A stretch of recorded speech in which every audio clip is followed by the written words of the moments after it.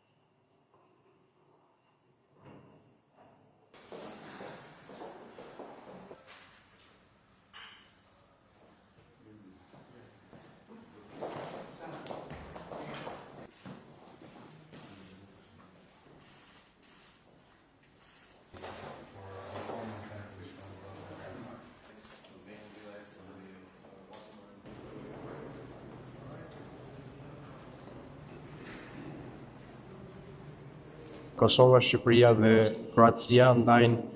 një vlerësim të njëmend, qoftë të kërcënimeve në rajon, qoftë edhe të rreziqeve që i kanosën Evropës juglindore në këto momente të veçanta që nga pikpamja e sigurisë, që nga pikpamja e zhvillimeve në zonën lindore të kontinentit totë, qoftë edhe nga pikpamja se si NATO-ja duhet ketë një vëmendje të posaçme ndaj rajonit tonë. Deklarata përkthen në fakt jo vetëm një vullnet politik, por gjithashtu disa prioritete që ne ndajmë së bashku, kryesisht ka të bëjnë me rëndësinë që tre vendet tona i japin ripërtëritjes, ringritjes së industrisë ushtarake, dhe nevojën që në këtë shtyllë të sigurisë kombëtare të vendeve tona ne të bashkëpunojmë edhe më thellë edhe më gjerës. Kemi marrë mendimin që të kemi një bashkëpunim